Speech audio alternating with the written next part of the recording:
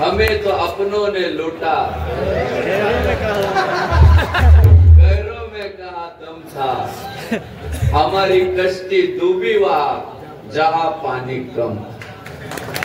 किती रील येतात आहो त्या सोशल मीडियावर, कपाळाला टिळा लावा, कपाळाला टिळा लावा, कपाळाला टिळा, तरी बुद्धी होतच नाही लावायची. काय म्हणायचं आम्ही, तुम्ही सांगा. उत्सवाच्या निमित्तानं आज्यांची प्रमुख उपस्थिती लाभली. असे हरिभक्ती पारायण कडवट मागे आणव्यातला सगळा जो प्रकार झाला, देवळात गोमांस आणून टाकलं, कळलं तुम्हाला? तो सगळा प्रकार भाऊ शत्रुघ्न महाराज उचलून धरण्याचं काम जर कोणी केलं ते राधेश्याम महाराज चातुर्मास. मोठ्या परंपरेचे पायके म्हणजे पाय बसून राहिले तर आपोआप पायावर पैसे टाकतात लोक.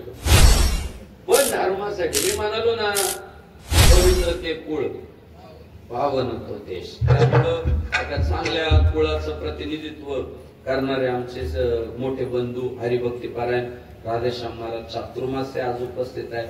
त्यांच्या मनापासून धन्यवाद व्यक्त करतो. टिळा लावायला सुरुवात कर, रिझल्ट भेट.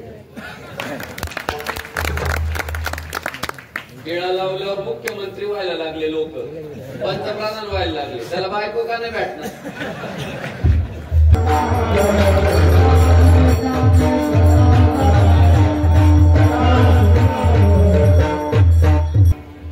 गीता भागवत करीती श्रवण, गीता भागवत करीती श्रवण, अखंड चिंतन विठोबाचे. पुढी कन्या पुत्र होती जे सात्विक, तयाचा हरिक वाटे देवा. तुका म्हणे मज घडो त्यांची सेवा, तुका म्हणे मज घडो त्यांची सेवा, तरी माझ्या दैवा फार नाही. पुढी कन्या पुत्र होती जे सात्विक, तयाचा हरिक वाटे देवा. विठ्ठल विठ्ठल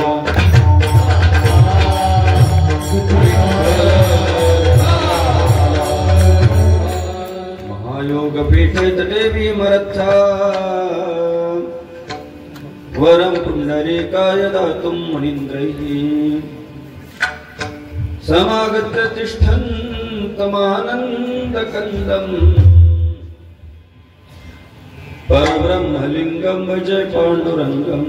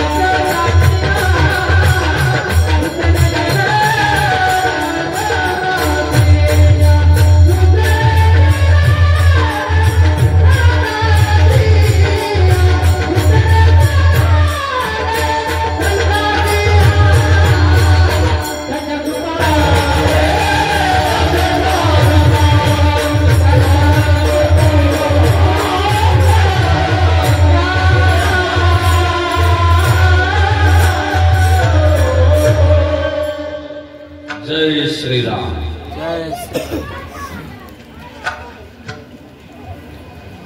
आपुलिया हित जो असे जागता, आपुलिया हित जो असे जागता, धन्य माता पिता तयाची या. पुढी कन्या पुत्र होती जे सात्विक, तयाचा हरिक वाटे देवा.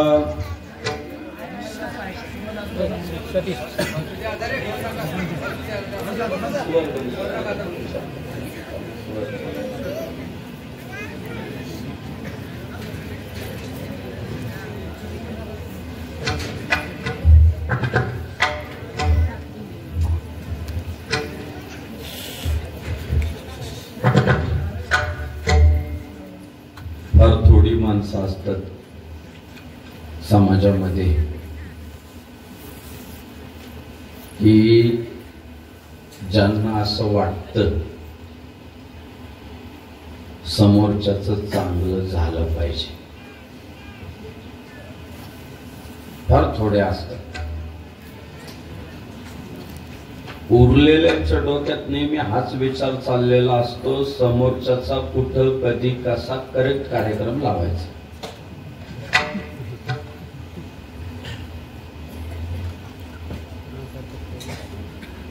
चांगले भेटत नाही आणि नालायक सुटत नाही.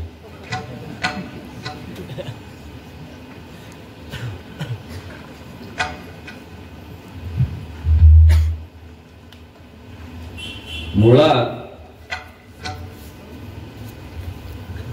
आपल्याकडे जुना फार मोठा सुविचार आहे.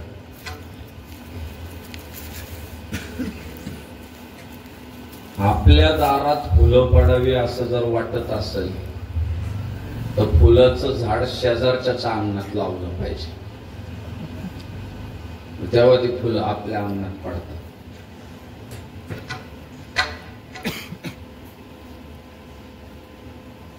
जे जे आपणासी ठावे ते ते इतरांशी सांगावे, शहाणे करून सोडावे सकळ जन. जे तुम्हाला माहित आहे ते जगाला द्या. मुळात ज्ञान प्रकार असा आहे, दिलं तरच टिकतंय. ज्ञान जर दिलं नाही तर ते संपतंय. आणि हिंदुस्थानातल्या बऱ्याचशा कला फक्त न दिल्यामुळं संपल्या, फक्त दुसऱ्याला दिल्या. त्याला सोडावं, आयुष्यात कमवलेला पैसा आम्ही कुठं पुरून ठेवला हे पोरांना तर सांगावं का नाही? पोरांना नाही सांगितलं.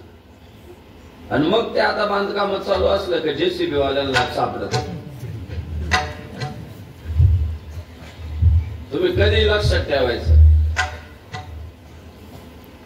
एखाद्याने जेसीबी घेतलं आणि लगेच वर्षभरात जर 10 जेसीबी आणले तर समजायचं घागर सापडले.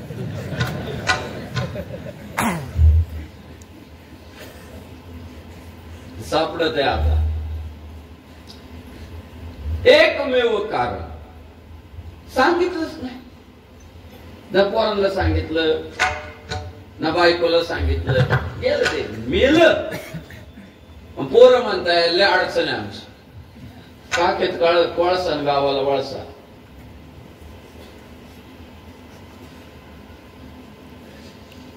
हवामानाबद्दलचे इतके अंदाज होते अचूक. आता प्रत्येक जण पंजाबराव डक सर्च करते. गावागावात पंजाबराव डक होता पूर्वी. गावागावात प्रत्येक गावात एक पंजाबराव डक होता. आता त्या बाबालाच सगळीकडचं सांगावं लागतं. पश्चिम महाराष्ट्र, विदर्भ, खानदेश. जादू होती असातला भाग नाही, एक अंदाज होते. निसर्गातल्या बदलणाऱ्या घडामोडींवरनं ते अंदाज जुनी लोक बांधायचे. पण जे कळालं ते सांगितलं नाही. माणसाचं सोडून द्या, पण बैलाचा पाय मोडला तर बसवणारी माणसं होती.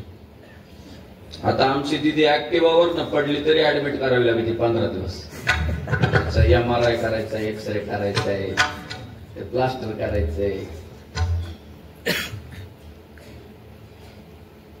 जेवढी म्हणून काही माणसं शिल्लक आहे आपल्याकडे, ती सगळी ज्ञानामुळे शिल्लक आहे. शत्रुघ्न महाराज सगळी, म्हणजे वारकरी संप्रदायातले सगळे संत तर आले,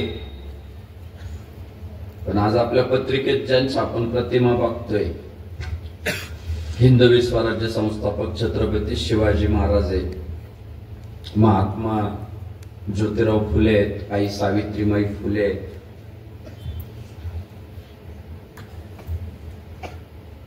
त्या काळात छत्रपती शिवाजी महाराजांकडे जेवढा पैसा होता तेवढा आता त्यांच्या पुढच्या पिढ्यांकडे आहे का नाही, संशोधनाचा मुद्दा आहे. महात्मा ज्योतिराव फुलेंकडे, आई सावित्रीबाई फुलेंकडे त्या काळात जेवढा पैसा होता तेवढा आज त्यांच्या पुढच्या पिढ्यांकडे आहे का नाही माहित नाही, संशोधनाचाच मुद्दा आहे. पण राधेश्याम महाराज त्या काळात छत्रपती शिवाजी महाराजांनी, महात्मा ज्योतिराव फुलेंनी जे ज्ञान समाज मनामध्ये वाटलं पेरलं ते आजही जिवंत आहे.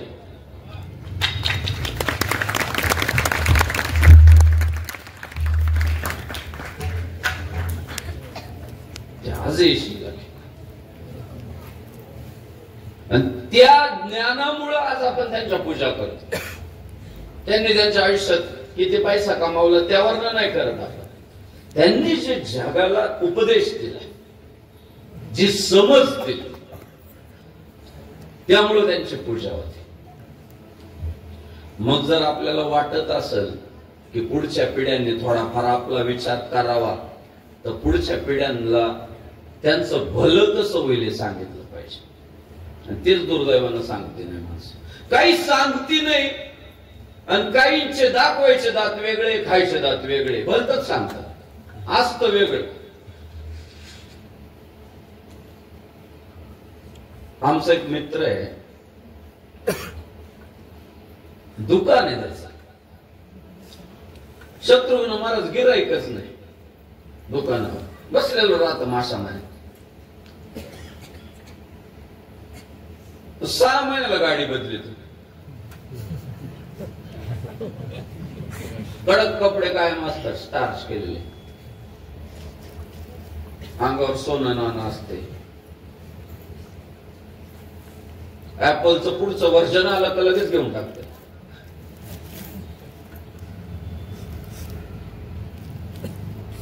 मी म्हटलं याच्या दुकानावर गिराईक तर नसतं, हा एवढा श्रीमंत कसा उभा आहे? साहजिक प्रश्न पडला. जवळचा मित्र आहे म्हणून उत्सुकतेने त्याला विचारलं, का रे? म्हटलं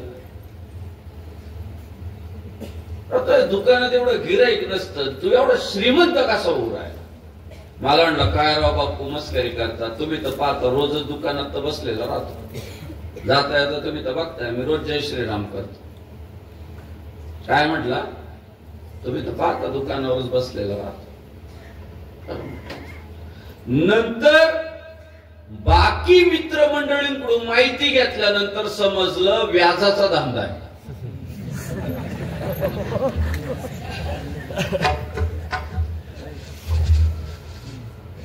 खायचे दात वेगळे, दाखवायचे वेगळे.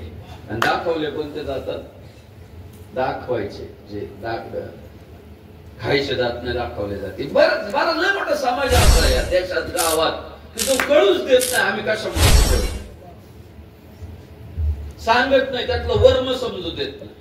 आणि आपल्याला वाटतंय तो करतोय तेच मी पण करतोय. अरे बाबा, तो दाखवतोय, वस्तुस्थिती वेगळी.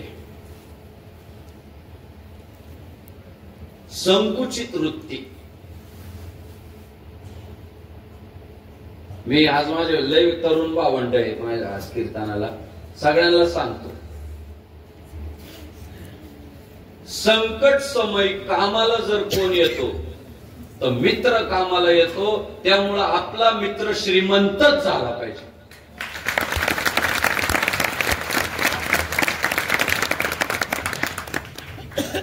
मित्राच्या कधी तुम्ही फायद्याचा विचार करा.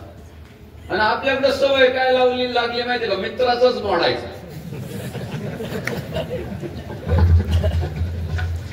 स्टार्टला मित्र होतात आणि नंतर स्पर्धक होतात. तू जास्त मोठा होतो का मी? अरे मित्र आहे ना,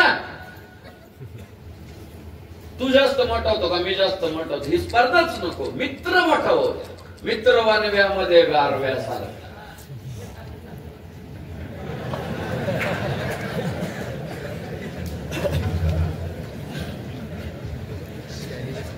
मित्रच येतो आपला.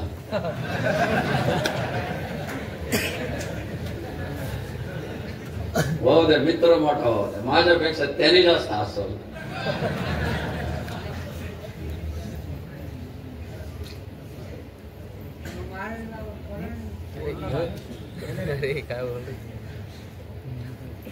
आता मी ठरवलेलं आहे, काहीच म्हणायचं नाही.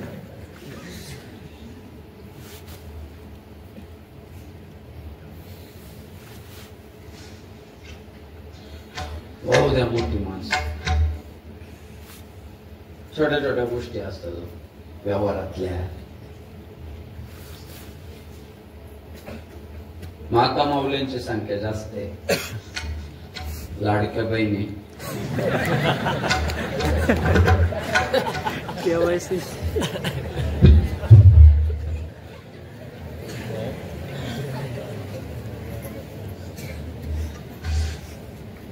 बाकी काही असो, पण यांच्याकडे एक फार मोठी कला असते आणि त्या कलेचं नाव स्वयंपाक आहे. कला आहे बरं का ती. काम वेगळे आणि कला वेगळे. मातीच्या गोण्या उचलून पलीकडे टाकणं काम आहे. कुणी टाका सारखंच होणार.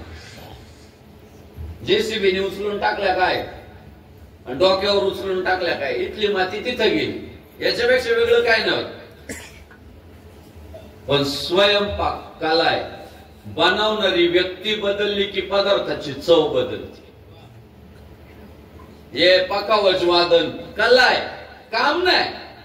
तोच पकावच राहतो, तेच बोल राहतात. वादक बदलला का गोडवा बदलतो.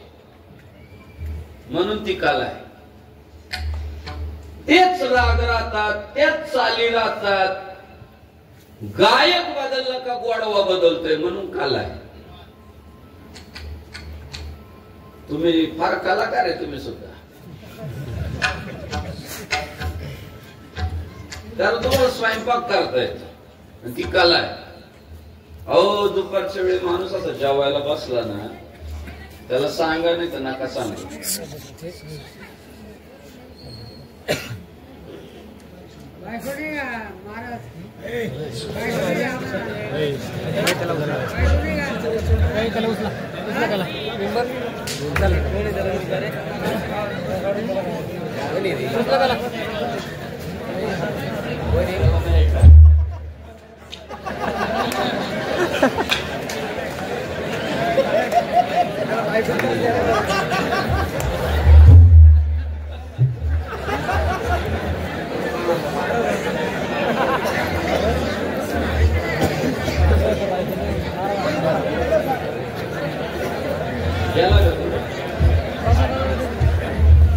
काय राव बिचाऱ्याने दुःख सांगितलं.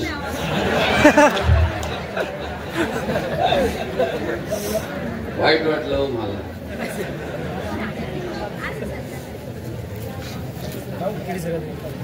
तो म्हणाला बायको नाहीये मला.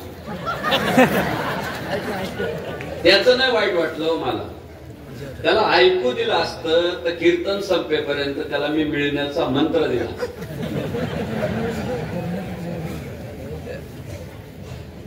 आता बाकीच्यांनी नीट ऐका. सगळी कामं मार्गेला. सगळ्या अडचणीवरच्या औषधं असतात आमच्या कीर्तनात. सगळ्या. त्याला नंतर सांगा जमू की त्याच.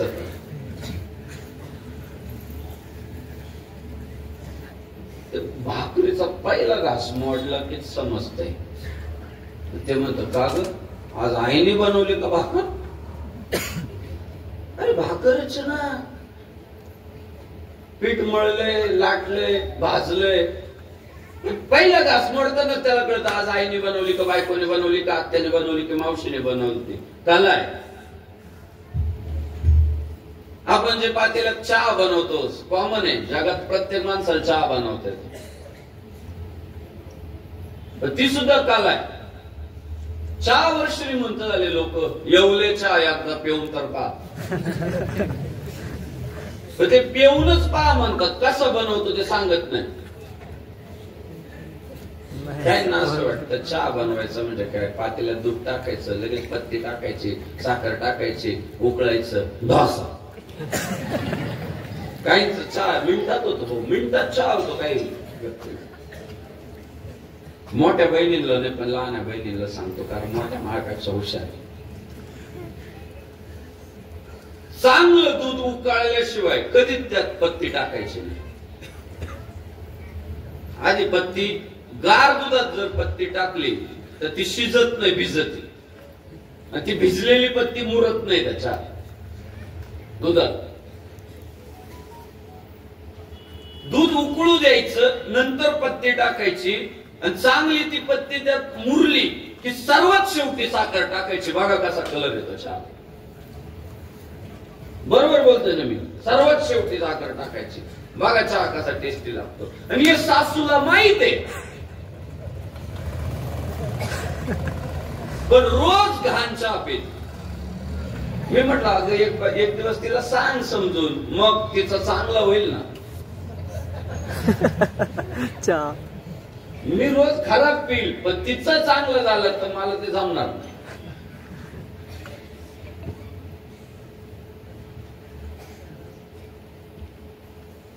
छोट्या छोट्या गोष्टी आहे, मोठं काय परिवर्तन होणार आहे फार असं काही भाग नाही. आणि जगाच्या पाठीवर एकमेव साधू संत आहेत की त्यांना जे कळालं ते त्यांनी मोकळ्या हातानं जगाला वाटलं.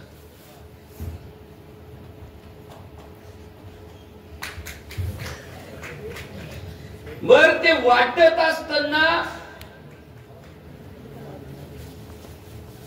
बंद झालं.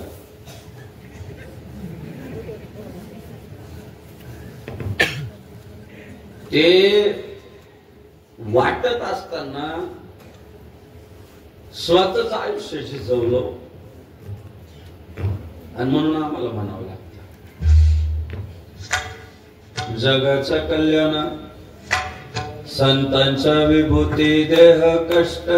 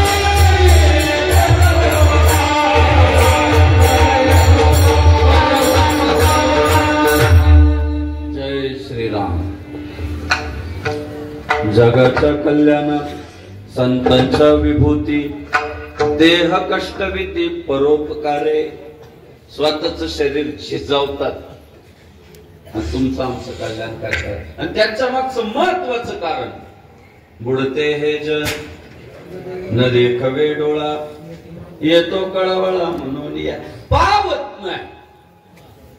समोरच्याच वाटोळ होतंय की बघवत नाही आणि न बघवल्यामुळं बोलत राहतात सांगत राहतात आम्ही वैकुंठवासी आलो ह्याची कारण असे बोलिले जे ऋषी साच भावे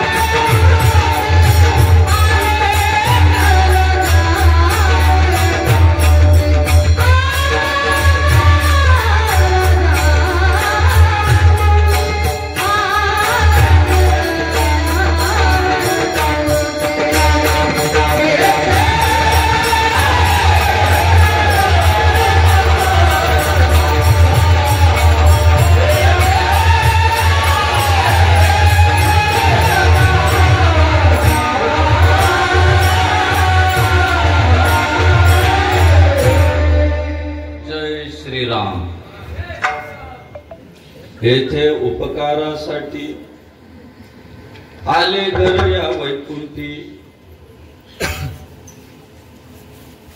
फक्त तुमचं आमचं चांगलं करण्यासाठी आहे, तुमचं आमचं कल्याण व्हावं म्हणून आले. अवतार तुम्हा धराया कारण, उद्धरावे जन जड जीव. आप तुमचा आमचा उद्धार व्हावा म्हणून आले. पण समाजाची एक अडचण अशी आहे, खरं बोललं का मुळव्याध उठत आहे.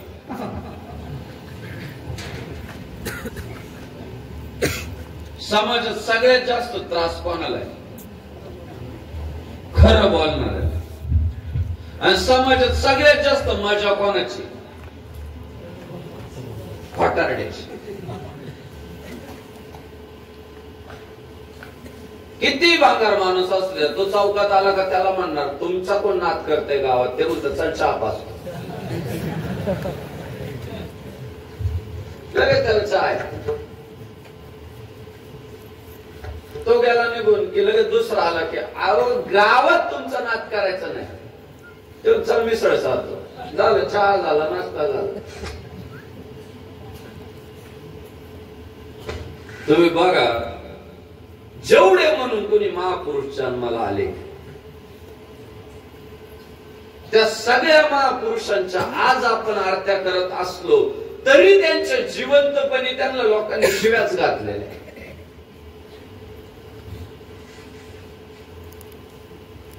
हे ज्यांच्या आज आपण प्रतिमा पत्रिकांमध्ये छापतो, ज्यांच्या जयंत्या करतो, त्या महात्म्यांनी सुद्धा शिव्याच खाल्ल्या त्या काळात. शिवरायांना जेवढा त्रास छाटलेल्यांनी दिला नाही, तेवढा त्रास आपल्या लोकांनी दिला.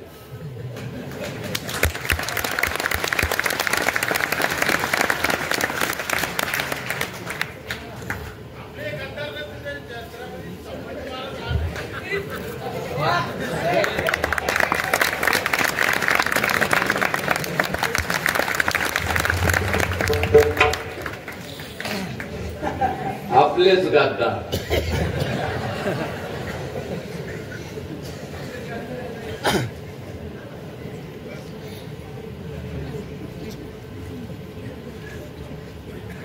पण त्यांनी सत्याची कास सोडली. तुका म्हणे भीडपोटी,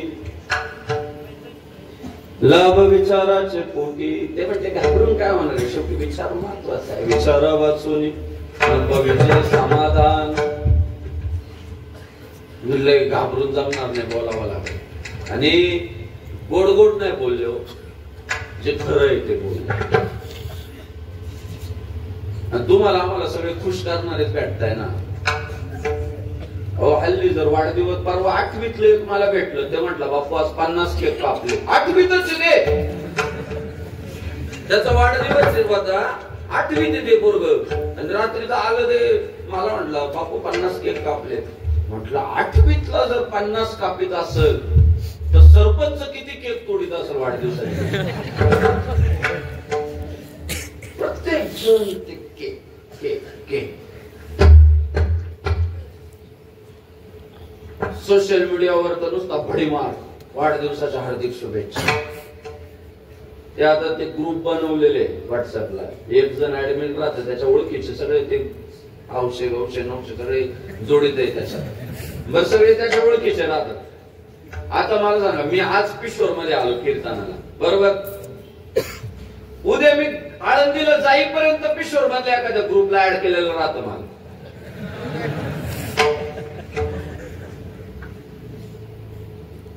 माझा नंबर इथं भेटला समजा की तो ऍड करतो मला, बापू आपला मित्र झाला, ऍड केला ग्रुप. बरोबर आहे का नाही? मग आता इकडची तिकडची असतात, मग ऍडमिनला कळतं संग्राम बापूचा वाढदिवस आहे. पिशोर मधल्या ऍडमिनला कळत, त्याच्यात टाकून बापूचा एक फोटो, जन्मदिनाच्या हार्दिक शुभेच्छा. मग बाकी जे ग्रुप मध्ये ऍड आहे भावाच्या मामाच्या गावचे, आत्याच्या गावचे, मावशीच्या गावचे, ते लगेच खाली सुरू होतात. बापूची ओळख असो नसो, बापूला वाढदिवसाच्या हार्दिक शुभेच्छा.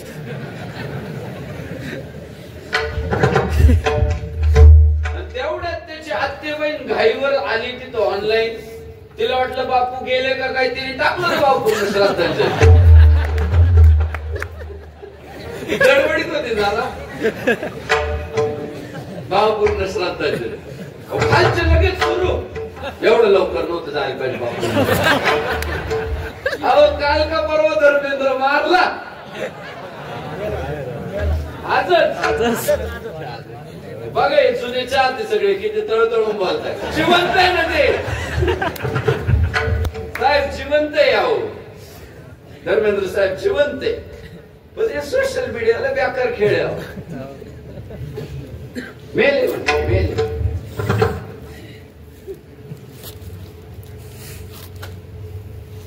मग परत ते चालू होतं, काय राव गरज होती असं तसं.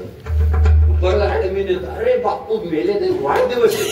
अहो वाढदिवस लगे खालचे सुरू. बापू जीव 1000 साल, साल के दिन वो 50,000. लय जागा. एखादा केक घेऊन आला, दुसरा हार घेऊन येतो, तिसरा बुके घेऊन येतो, चौथा म्हणतो या सगळ्यांनी एवढं केलं, आपण JCB-ला हार लावायचा. तो एवढा मोठा हार बनवतो, तो हार जर अंगावर पडला नाही त्याचं तर नेता मरल.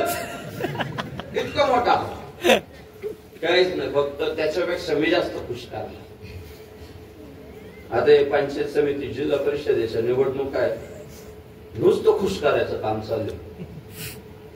तुम्ही सध्या काही पण म्हणा उमेदवाराला, ते हाच म्हणतात, नाही म्हणतच नाही.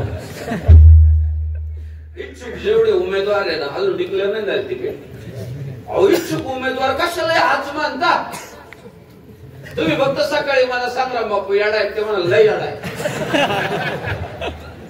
तुम्ही फक्त उमेदवाराला मला संग्राम बापू लय भारी माणूस आहे, 1 नंबर निवडून आलो की त्याच केलं. तुमच्या हा मध्येच हा मिळवणार, नाराजच करते ना. हो गाडी घेतली का लगेच शुभेच्छा. परवा आमच्या एका मित्राने सायकल घेतली 3 वर्षाच्या पोराला 2,500. स्टेटसला ठेवलं सायकल, आणि पोरगं उभं. पुढे रिप्लाय सुरू झाली, सायकल घेतल्याबद्दल हार्दिक अभिनंदन. किंमत 2,500. पोर जेवायला बसले ना, 2,500 बिल होतं. आता जेवायचं एका टायमाच्या जेवणाचं बिल होतं 2,500. फक्त खुश झाला पाहिजे. बघा बघा आता तुमच्या आमच्यात संतांमध्ये फरक काय तो तुम्हाला फक्त सांगतो. आम्ही वाढदिवसाची शुभेच्छा देतो, गाडी घेतली, हमें तो अपनों ने लूटा,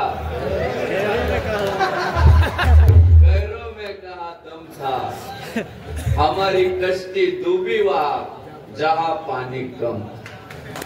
घराची कुदळ मारली, काहीच नाही विचार केला.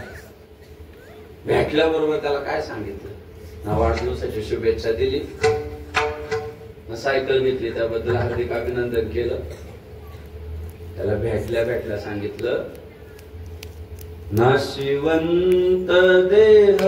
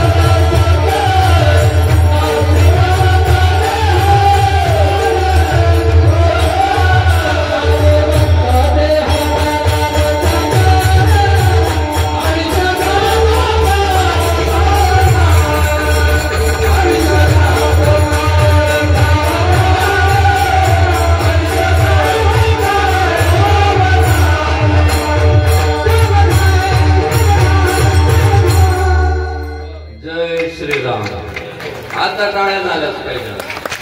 हे आवडलं मला. ते अष्टविनायक मध्येच नेलं डायरेक्ट. दिसते मजला सुख चित्र नवे,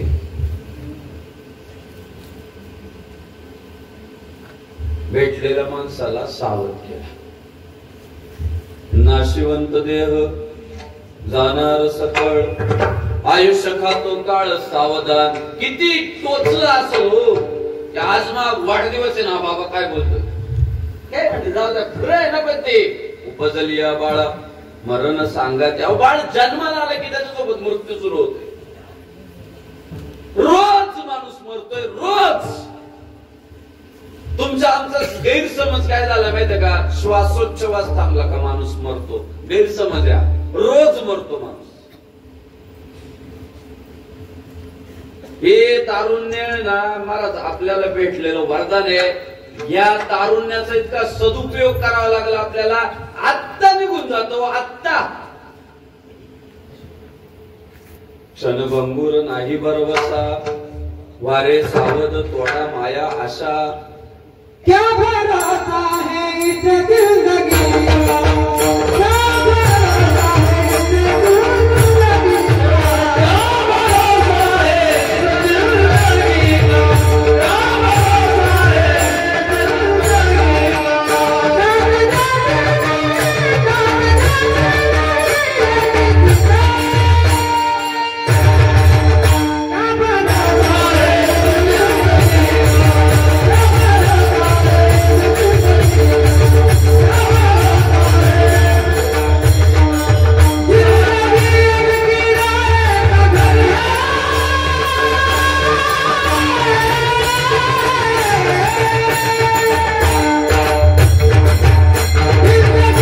क्या भरोसा है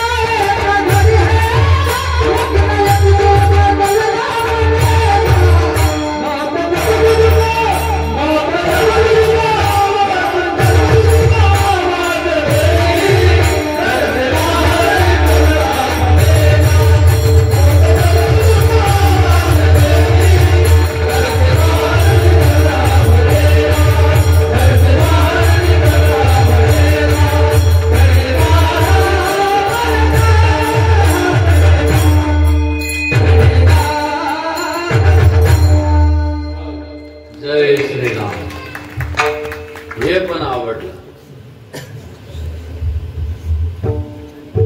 जब तुझको आवाज देगी घर से बाहर निकलना पड़ेगा.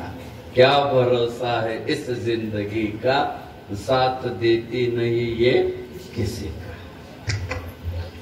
हे फक्त संतांमुळे आपण थोडे जागेवर आहे बरं. जर हे कीर्तन प्रवचन नसते ना गावात तर आपण कायम एका गैरसमजात राहिलो असतो. अख्खं गाव खपल पण मी टिकल. कोण म्हटलं असतं आपल्याला तू मारणार आहे. त्याला कोण तोपेच्या तोंडावर जाईल. जाय बाबा जग चंद्र सूर्य असेपर्यंत जग. संतांमुळे फक्त मृत्यूची आठवण झाली. आणि हे तू एकच होता की बाबा मर्यादित आयुष्य, त्याचा सदुपयोग करा. आजचा गेलेला दिवस खूप काही घेऊन जातो. रोज घेऊन जातो आपल्याला. एखादा केस पांढरा होतो दाढीवरचा, हळूच कापून टाकतो माणूस. कापून टाकतो 8-15 दिवसांनी त्याच्या शेजारचं पांढरा होतं. मग असं वाटतं काय आपलं तेल वगैरे जरा चांगलं नाही वाटतं. ते मेडिकल मध्ये जातं, जरा चांगलं तेल द्या. ते म्हणते हे वापरायला भारी. ते तेल आणतंय, ते तेल लावल्यावर तर जास्तच पांढरे व्हायला सुरुवात. बोलता बोलता अख्खं रान कधी करपून जातं कळत नाही. मृत्यूचे अभाव, मृत्यूची शेवटी जवळी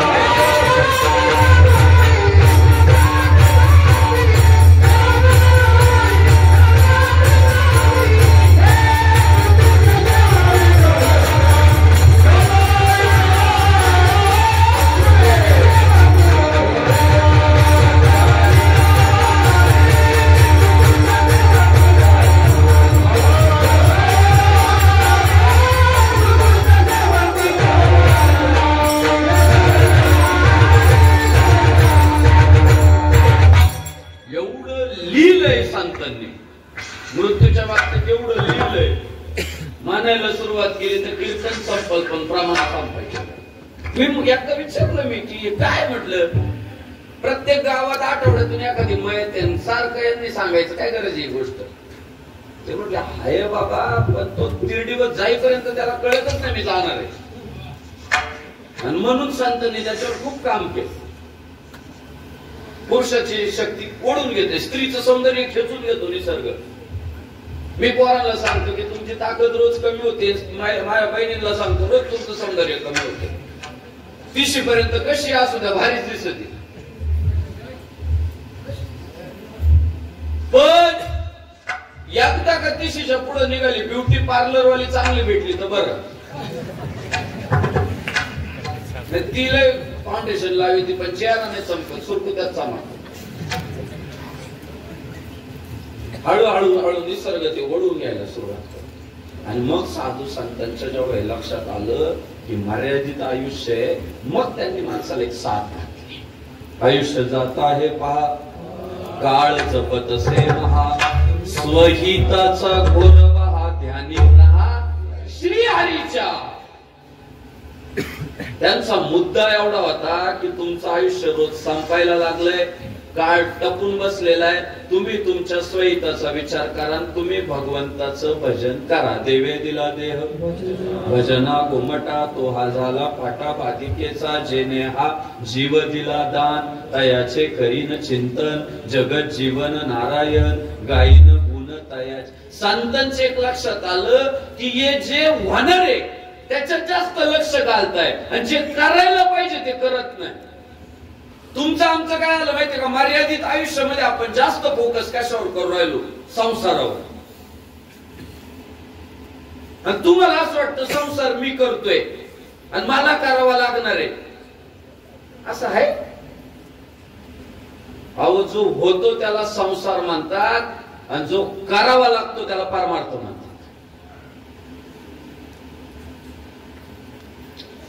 गावातला आहे ना येड्यातला येडा माणूस, फक्त त्याचं लग्न करून द्या, वर्षभरात त्याला पोरं होणार म्हणजे होणार. येड्यातला येडा म्हणजे फार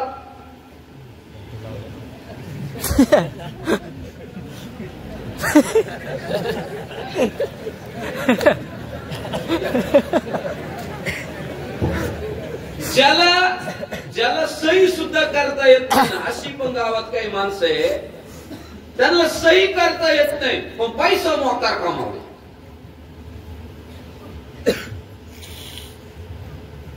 काहीला मोजता येते नाही, पण भरपूर आहे. काय गणित आहे. गणित असं आहे की प्रपंच होतो साहेब, कोणाचाच राहत नाही. तुम्ही गावात बघा, कुत्री जनली तर 7-8 किलो होता तो.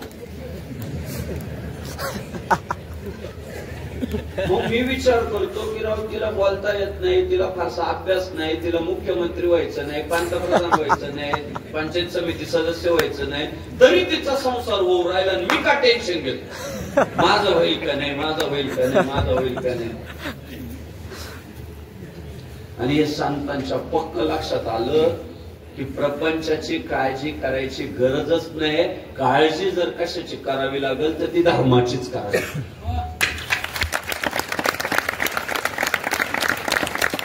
हे फक्त लक्षात आलं त्यांच्या. आणि म्हणून त्यांनी काय केलं माहितीये का, दिनरजनी हाची नंदा, गोविंदाचे गोवाडे, रात्र न कळे दिवस न कळे, खेळे दैवत पंढरीचे, राम म्हणता रामची होईजे, पदी बैसोनी पदवी घेईजे.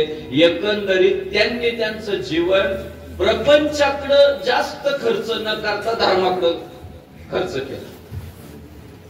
आणि त्यांचा विचार असा होता की जे आम्हाला उमगलं, जे आम्हाला कळालं ते लोकांना सांगितलं पाहिजे. आणि त्यामुळं इतका पिंजून काढला वस्त्या वाड्या की अरे बाबा, तुम्ही ज्याची काळजी करू राहिली तो होणार आहे.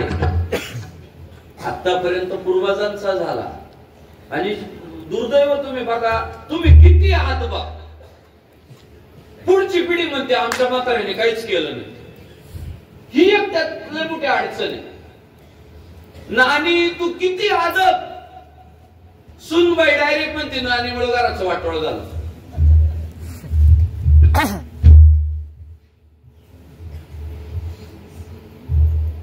अडचण तुम्ही किती करा ते कमीच दिसतंय. हे काल परवापासून घोटाळे घोटाळे घोटाळे. मी म्हटलं काय कोणी गरिबांनी घोटाळा केला का बाबा? त्याला बिचारायला काही कर्ज झालं होतं का पैसेच नव्हते अडचण.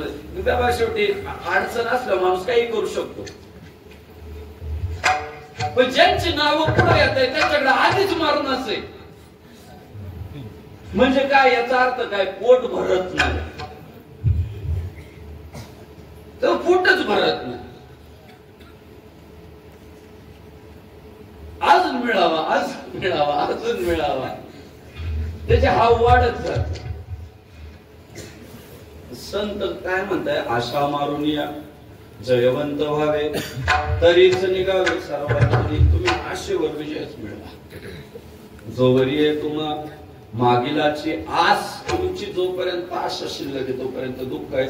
आणि मग संतांनी तुम्हाला आम्हाला आग्रह केला उठा जागेवारे आता आता स्मरण करा पंढरीनाथा.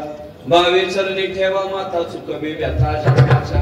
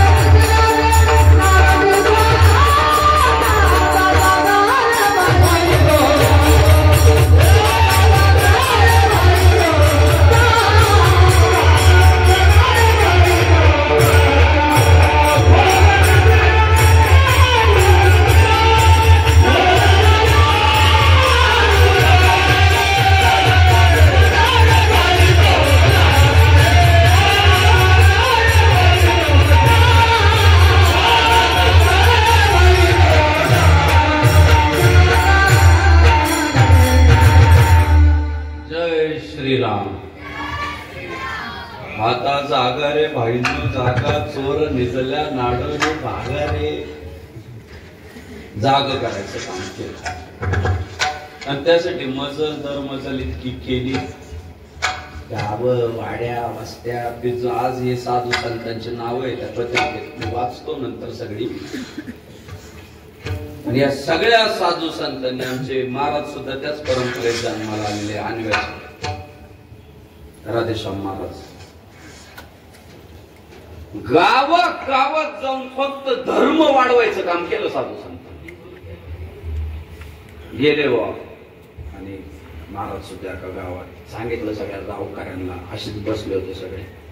आता तरी पुढे हाची उपदेश नका करू नाशा आयुष्याचा. ते म्हटले आता तरी सांगतो बाबा नका छोट्या छोट्या कारणांवर त्या प्रपंचांना खूप सतरा उतारा करा मोठा थोडा विचार करा. आयुष्याचा नाश करू नका म्हटले तुम्ही व्यर्थ कामासाठी व्यर्थ स्वार्थासाठी छोट्या छोट्या गोष्टींसाठी. काय त्या कीर्तनामध्ये बदल झाला भाऊ. गावातले 25% लोक दुसऱ्या दिवशी माळकरीच झाले हो. ते म्हटले काय राव खरंच आपण इतक्या दिवस राव खरंच आहे म्हटले होतो तो प्रपंचन करावा लागतो तो परमार्थ आता परमार्थ करायचा. 25% लोक सुधारले ना पण 75% लोकांमध्ये बदलच नाही. ते म्हटले बाबा याडा होता. काय त्यांच्यात परिवर्तन झालं नाही. मध्ये आमचे हिंदुत्ववादी सगळे सहकारी त्यांना असं वाटलं राव महाराज काल आले गाव 25% सुधारलं धर्माच्या वाटेनं निघाले. कदाचित महाराज परत आले तर अजून बदल होईल. पोरांनी गाठला बाबा. बाबा राव तुम्ही रात्री आमच्या गावात आले इतकं भारी सांगितलं.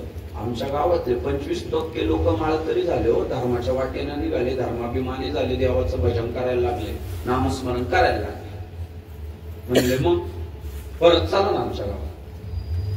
म्हटलं अरे पण काल तर सांगितलं सगळ्यांना. नाही म्हटले बाबा काय झालंय आमच्या गावात काही लोकांचा अहंकार खूप वाढलाय. म्हणजे त्यांना गर्व झालाय ते असं सरळ सरळ सांगून नाही ऐकते म्हणे. आणि मग त्यांना जरा मान द्यावा लागतो. त्यांना जरा सन्मान द्यावा लागतो. बघा गावात असे काही माणसं आहेत, त्यांना पद नकोय, पैसा नकोय, ते फक्त म्हणतात मला दादा माना. आणि दादा खरंय बरं का, त्याला तुम्ही दादा माना, तो वाढवू लागतो, पत्रवळ्या उचलू लागतो, झाडझुड करू लागतो, फक्त म्हणायचं दादा. दादा पळतच. मग मी काय म्हणतो, पोरांना काय सांगत राहतो, म्हणा त्याला दादा. तुम्ही म्हणतो त्याला का दादा म्हणायचं, धर्मासाठी म्हणायचं. तुम्ही पाहिलं ना, मी किती मनावर घेतलंय, तर किती भारी होऊ राहिलं काम. त्यांनी थोडं केलं ना धर्मासाठी, आपण म्हणायचो लय केलं लय केलं. मग ते म्हणते मी अजून करेन. करणाऱ्याला थोडं, त्याला काय पाहिजे थोडस द्या. काहींच प्रॉब्लेम फार छोटे छोटे, त्यांना फक्त मान दिला की सगळे नीट वागतात ते. आता परवाच एक कीर्तन संपायच्या वेळी आलं, शेवट 15 मिनिटं. त्याला काही अनुभव नाही, गळ्यात माळ नाही.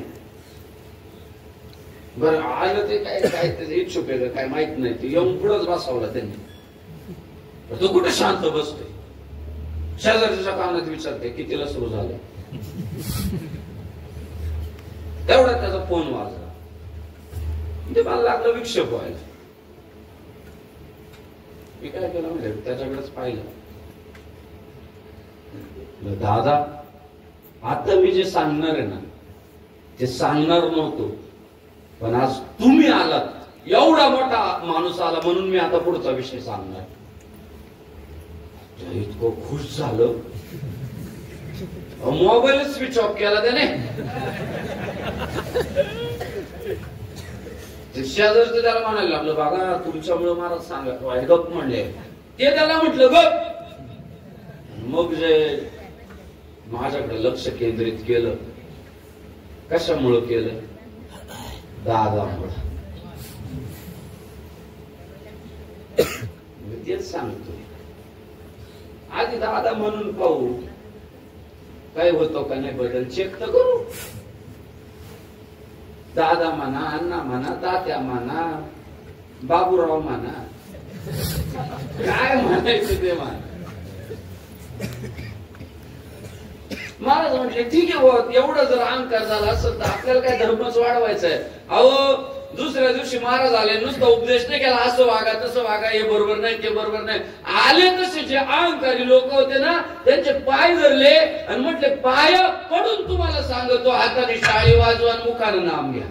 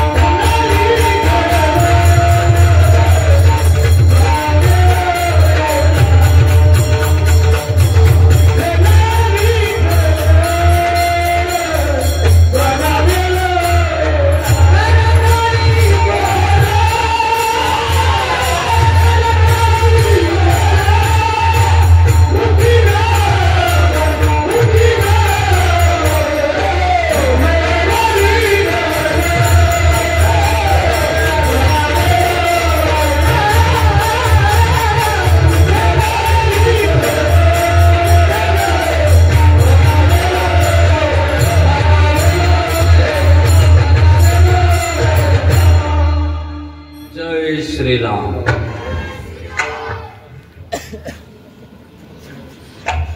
लागून या पाया विनवितो तुम्हाला, करे टाळी बोला मुखीना.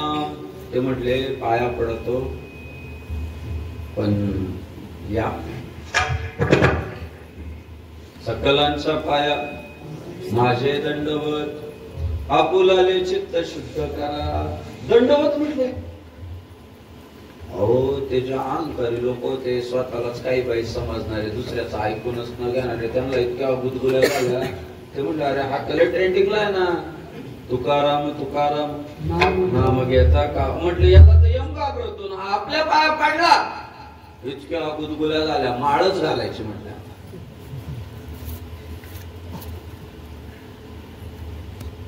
आता आपण चांगलं वागायचं म्हटलं, आपल्याला एवढ्या मोठ्या माणसाने एवढा मान दिला, आता आपण सुधारायचं. पुन्हा गावातले 25% लोक सुधारले. म्हणजे आता गावात बदल किती टक्के झाला? 50% गाव सुधारलं. पण 50% गावामध्ये काही बदल. बरं म्हटले चला बाबा. पुन्हा महाराज गाठले. आता काय? अहो म्हटले महाराज तुम्ही दोनदा आमच्या गावात आले, पण गावाचा फायदा इतका झाला, 50% आमचं गाव सुधारलं. म्हटले मग परत चला का. अजून 50% लोकांमध्ये बदलच नाही. ते म्हटले बरं, पाया पडलं तरी बदल नाही ना. शत्रुघ्न महाराज त्या दिवशी मात्र महाराज अशा मूड मध्ये गेले, गावात आले, समजून नाही सांगितलं असं वागा तसं वागा, हे चांगलं नाही ते वाईट असं नाही सांगितलं. पाया पडून नाही सांगितलं बाबा तुमच्या पाया पडतो पण सुधरा, लोटांगण गायतो पण सुधरा. डायरेक्ट मजबूत लावला महाराजांनी. शिव्या दिला डायरेक्ट. किती सांगू तरी नाही कती भटकीचे, पुढे शिंदळीचे रडती. ते म्हटले शिंदळीच्या नोराडाला नंतर. मग जेव्हा महाराजांनी शिव्या आसाडल्या, गावातले लोक म्हटले राव काल एवढी गोडवाणी होती या बाबाची, आणि एवढं देवाचं नाव घेणारा माणूस एवढा घाण शिवाय आपल्याला सुधारायला लावू राहिला. हे काल समजून सांगत होता, आज शिव्या देऊ राहिलं. आपण सुधरू नाही तर उदय दांडक घेऊन यायला बसलं. याचा काय भरोसा आहे? भले देऊ काशीची लंगोटी, नाठाळाच्या माते हानू काठी, महुमे नाहुनी आम्ही विष्णुदास, कठीण वज्रास भेद व्हायचे. याचं काय सांगता येतं म्हटले. आपण सुधरू. आणि काय शिव्या दिल्या. काही लोक असतात बघा, शिवी दिलं ते ऐकतात. घरात तर काही माणसं असतात शिवी द्या लगेच ऐकणार. तसे ते शिवे दिल्यामुळं गावात पुन्हा 25% बदल झाला. आता गावात सकारात्मक बदल किती झाला? वा, 75% बदल झाला. 25% जे राहिले होते ते जास्त बिघडल्यासारखे करायला लागले. त्यांना ते कर्मानं ना एवढं अख्खं गाव सुधारलं, ते त्यांना झोप लागाना, अपचन व्हायला लागलं, डोळ्यांच्या खालचं सगळं काळ झालं, खातच मन लागाना.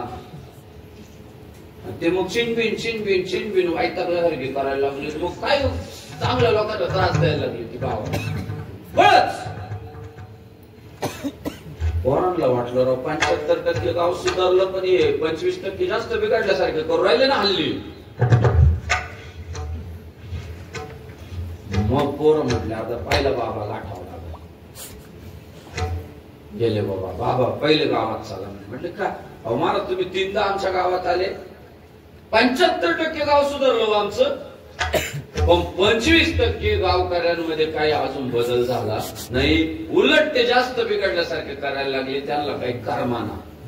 मग मात्र आमच्या जगद्गुरु भगवान श्री तुकाराम महाराजांनी त्या सगळ्या सहकार्यांना पुढे बसवलं आणि म्हटले पोरांनो, पहिल्या दिवशीपासून मी तुमची गंमत पाहतोय. तुम्ही प्रत्येक वेळी आले की म्हणतात महाराज तुमच्यामुळे आमचं गाव सुधारलं, तुमच्यामुळे आमचं गाव सुधारलं, तुमच्यामुळे आमचं गाव सुधारलं. आज मी तुम्हाला त्यातलं वर्म सांगतो. तुम्हाला जे वाटतं ना माझ्यामुळे गाव सुधारलं, हा तुमचा गैरसमज आहे. गाव माझ्यामुळे नाही सुधारलं, मी फक्त माझं काम केलं. तुका म्हणे मज धाडीले निरोपा, मार्ग हा सोपा सुखरूप. आम्ही फक्त तुम्हाला मार्ग दाखवायला आलो. त्या मार्गाने जायचं का नाही त्याचं गणित थोडं वेगळं आहे. आमच्याकडे फक्त पत्र टाकायचं काम आहे. तसं डॉक्टरचं काम काय फक्त किती लोकांना असं वाटतं डॉक्टर बरं करीतो? जवळजवळ सगळ्या लोकांना वाटतं डॉक्टर बरं करीतो. मग मी काय म्हणतो, डॉक्टर जर बरं करीत असता तर एक माणूस मारायला नव्हता ना पाहिजे. डॉक्टर जर बरं करीतो तर माणूस मरतो का? डॉक्टर आहे ना, तुम्हाला फक्त रस्ता दाखवतो आणि त्या रस्त्यानं जाण्याची ज्याची क्षमता असते तो जगतो, त्या रस्त्यानं जाण्याची ज्याची क्षमता नसते तो मरतो. कोरोनामध्ये सगळ्यांवर उपचार केला, पण ज्यांची प्रतिकार क्षमता क्रिएट झाली ते जगले. ज्यांची नाहीच झाली आतून ती शक्ती, ते शेवटी रेमडेसिवीर देऊन पण गेलेच. म्हणजे डॉक्टर मार्ग दाखवतो, अँटीबॉडी शरीरात तयार व्हाव्या लागतात. बरोबर आहे, अँटीबॉडी नाही तयार झाल्यावर माणूस मरतो ना. संत पण म्हणाले की आम्ही विचार पेरले, आम्ही सांगितलं काय खरंय, काय खोटंय, काय बरोबर आहे, काय चूक आहे, हे सगळं आम्ही सांगितलं. पण आमच्या विचारांचा फायदा त्यांनाच झाला किंवा आमचे विचार त्यांच्या जीवनात रुजले ज्यांची फॅक्टरी दर्जेदार होती. अर्थात तेच पोरं धर्माच्या वाटेनं गेले जे चांगले आई बापाच्या पोटी जन्माला आले.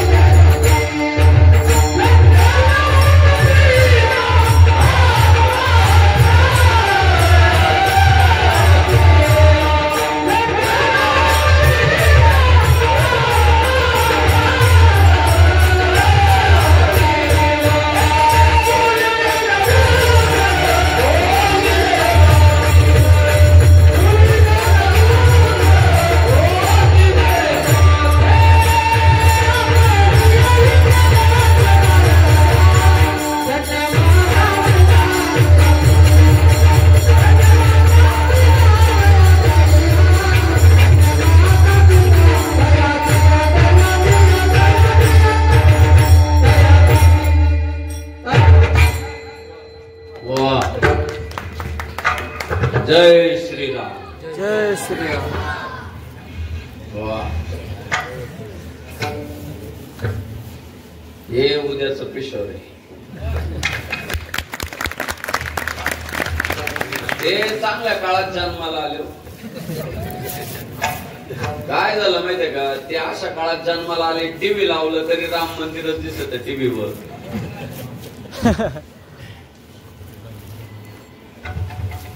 ते अशा काळात जन्माला आले ज्या काळात गायीची पूजा करताना दाखवलं जातं.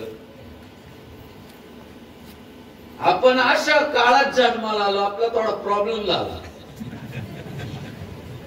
आपण संक्रमण काळात थोडे जन्माला आलो, कन्फ्युज राहतो बघा आपण थोडे. जेले कडवट आहे पुढची पिढी. आता त्यांना बाकी दुसरं काही कळतच नाही, त्यांना फक्त हिंदुत्व कळत.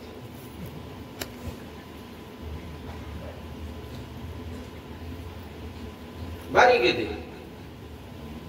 त्याला जर विचारलं भारत का बच्चा बच्चा, जय श्रीराम.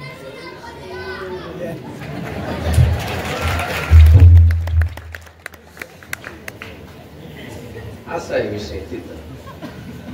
भारत का बच्चा बच्चा जय जय श्रीराम बोले. मग मला सांगा, हे मोठे झाल्यावर हे गाई कापणाऱ्यांना सुट्टी देतील? तुम्ही आम्ही विचार करतो, मग चौकीला जायचं का, मग हे करायचं का, ते करायचं का, अमुक करायचं का, तमुक करायचं का, बघू करू असं आपलं चालतं का? आपल्याला ते मुरवलं, हे सहन नाही करणार. आता यांच्यातलंच एखादं पोलीस मध्ये जाईल, यांच्यातलंच तहसीलदार राहील, यांच्यातलंच कलेक्टर राहील, यांच्यातलंच मुख्यमंत्री राहील, आणि मग ते पोलीस मध्ये असल्यामुळं ते सगळं एकदम इतकं भारी होईल ना. जर आपण हा टेम्पो लावून धरला असं, तर यांना जर एखाद्या हायवेवर गाईची गाडी सापडली गोमांसाची वगैरे, काहीच नाही. मी तुम्हाला सांगतो, दुसऱ्या दिवशी पेपरला बातमी लागल, चकमकीमध्ये ड्रायव्हरचा एन्काउंटर करावा लागला. ना कागद, ना कचेरी, ना धावपळ, सीधा सरळ, गाय काटना तुम्हारे लिए जायज है, तो गाय काटने वाले को काटना हमारे लिए जायज.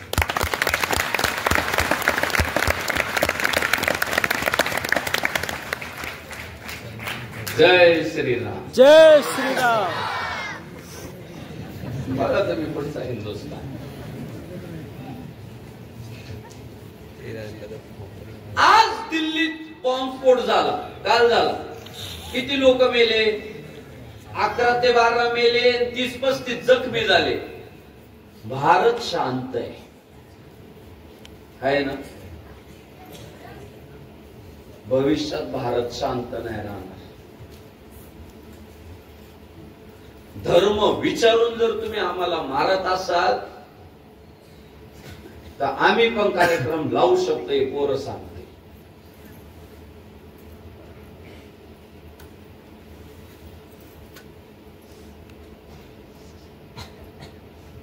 साहेब,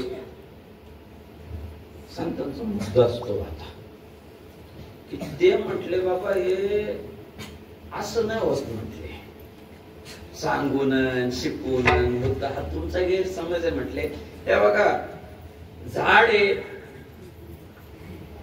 त्याला खत पाणी घालणाऱ्याचं काम असतं, पण त्या झाडामध्ये ऊर्जा असते वाढण्याची, फुलण्याची, पिकण्याची.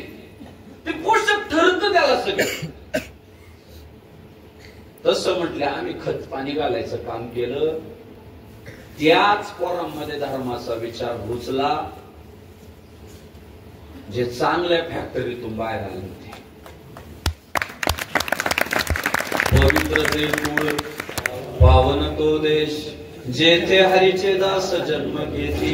ते म्हटले अहो ते कुळच पवित्र आहे, ती भूमीच दर्जेदार आहे, शुद्ध बीजा पोटी, फळे रसाळ गोमटी. ते म्हटले आमचं कौतुक करू नका, आमचं ते काम आहे. कौतुक करायचं जर असेल तर त्यांच्या आई बापाचं करा. म्हणून साधू संतांचं निरीक्षण बघा, अभ्यास बघा. आणि त्यांनी समाजाला सांगितलं काय, जेव्हा त्यांना धर्मनिष्ठ पोरं दिसले त्यांनी अभिनंदन आई बापाचं केलं, आणि जेव्हा पोरांनी धर्म पायाखाली तुडवला त्यांनी शिव्या आई बापाला घातल्या. काय माय गेली होती भूतापाशी, हरिनय मुखाशी अरे मुडा. ते म्हटलं अरे बा, आई काय भूताकडे गेली होती का काय, मुखात रामाचं नाव येत नाही. म्हणजे वाईट पोरांच्या आई बापाला शिव्या घातल्या आणि चांगल्या पोरांच्या आई बापालाच धन्यवाद दिले. विज्ञान याच्या माग, ते विज्ञान ऐकायचं. सोपं सांगतो, एकदम सोपं सांगतो. 2025 मध्ये जर गावात एखाद्या माणसाला एखादा आजार झाला, तो जर डॉक्टरकडे गेला तर हल्ली डॉक्टर काही प्रश्न विचारायला लागले. आणि डॉक्टरचा पहिला प्रश्न काय माहितीये, हा आजार तुमच्या घराण्यात अगोदर कोणाला होता? जर का तो पेशंट म्हणाला 7 पिढ्यात कोणाला नव्हता, मलाच झालाय हा आजार, तर डॉक्टर इतकं खुश होतं. मग टेन्शन काला घेता, मग काळजी करू नका, 99% मी तुम्हाला खात्री देतो, तुम्ही एवढी ट्रीटमेंट व्यवस्थित फॉलो करा, मी तुम्हाला बरं करतो. ते डॉक्टरच खुश होत. आणि मग काही काळजी ना करू, निघाल 99% तर तुम्हाला खात्री आहे आज मी सांग. पण जर का पेशंट म्हटलं बा डॉक्टर साहेब हा आजार आमच्या आजोबाला पण होता, किंवा डॉक्टर साहेब हा जर आमच्या पणजीला पण पणजीला कितव्या पिढीत निघल सांगताच येत नाही. आमच्या पणजीला होता म्हणतात 10,000. ते डॉक्टर कोण छोट करतो. हो आय सी. पणजीला होता काय तुमच्या? ते डॉक्टर हळूच त्याला म्हणतो साहेब मी उपचार करतो बर का, योगानं तुम्ही झाले बरे तर कदाचित बरे व्हाल, पण मी तुम्हाला 99% खात्री नाही देऊ शकत बरं का तुम्ही बरे व्हालच म्हणून. पेशंट म्हणतो का हो डॉक्टर? अहो हा रोग तुमच्यामध्ये अनुवंशिकतेने आलाय, परंपरेनं पुढच्या पिढ्यांमध्ये तो संक्रमित होत राहिला आणि तुमच्यापर्यंत आलाय, त्यामुळं हा तुमचा अनुवंशिक रोग आहे. मग विज्ञान असं आहे की रोग जर अनुवंशिकतेने येऊ शकतो तर धर्म सुद्धा अनुवंशिकतेनेच येतो. संस्कार सुद्धा अनुवंशिकते. हे मी नाही बोलत आहे, महाराज म्हणतात माझ्या वडिलांची निराशका देवा तुझी चरण सेवा. अरे आमच्या घराण्यात म्हटले तुकाराम महाराजांची किती 7व्या पिढीपर्यंत ते आलंय. पिढ्यानुपिढ्या. दादा प्रपंच जर डोक्यात असला ना ते परमार्थात आलं तरी प्रपंचच करणार, आणि परमार्थ डोक्यात असला ना ते प्रपंचात तरी गेलं तरी कामामध्ये काम. काही म्हणा राम राम, असा आहे सगळा तो विषय. मग मी तुम्हाला सांगतो हे जे तुम्ही भगवे शॉली डोक्याला बांधताय, कपाळाला टिळे लावताय, अभिमान वाटतो तुम्हाला हिंदू असल्याचा. सकाळी सकाळी आंघोळ झाल्यावर आरशात पाहायचं आणि स्वतःलाच सांगायचं शरीरात आलेला रक्ताचा थेंब फक्त हिंदूच आहे. त्याच्याशिवाय तो अभिमान निर्माणच होऊ शकत नाही. भेसळच झालेली नाही आपल्या कुळात. हे सिद्धच होतं डायरेक्ट की ज्या अर्थी मला माझ्या हिंदू धर्माचा प्रचंड अभिमान आहे आणि या हिंदू धर्मासाठी मी जीव देऊ शकतो आणि एखाद्याचा घेऊ शकतो, असं जर विचार असेल तर समजायचं कुळात भेसळ झालेली नाही. आणि जर का असा मनात विचार येत असेल धर्म करून काय म्हणाले,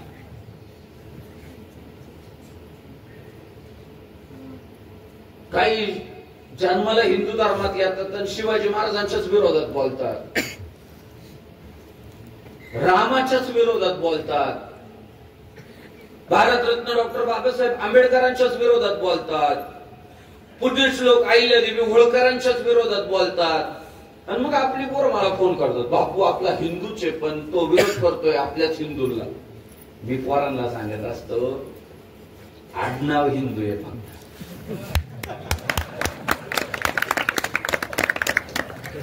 हे परकीय आक्रमणकर्ते जेव्हा देशात आले, हे औरंग्या अफजुल्ल्या,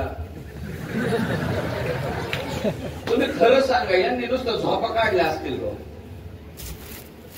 यांनी अनेक ठिकाणी कार्यक्रम लावले. त्या कार्यक्रम लावल्यामुळं परिणाम असा झाला काहींच्या आडनावर राहिले हिंदू आणि विचारसरणी झाली परकीय.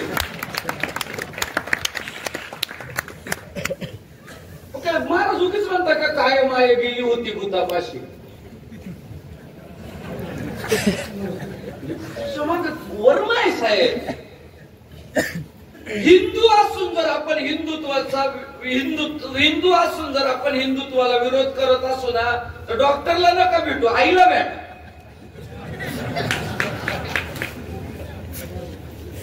अरे विचार करा, डॉक्टर आहेत 5 ते 6 डॉक्टर तुम्ही दिल्ली बॉम्बस्फोट उद्या अभ्यास.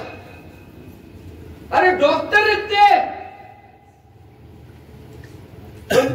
ते का जीवावर उदार झाले? धर्मासाठी झाले. त्यांच्या धर्मासाठी ते जीवावर उदार झाले. आणि आपले धर्मात जन्माला येऊन धर्माच्या विरोधात बोलताय. मग भेसळ नाही तर काय?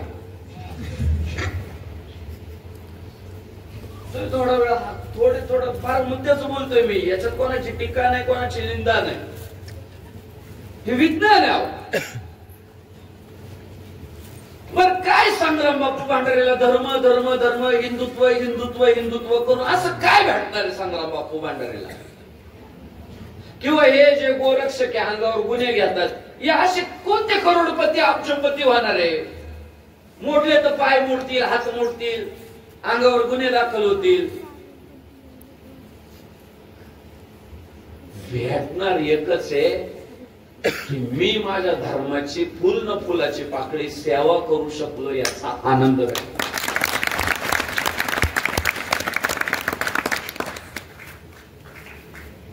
हे गावागावात जाऊन आम्ही सांगतोय, लावा रे कपाळाला टिळे, लावा रे बाबांनो, लावा रे टिळे, लावा रे टिळे.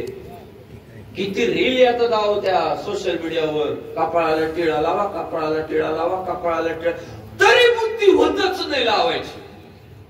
काय म्हणायचं आम्ही? तुम्ही सांगा.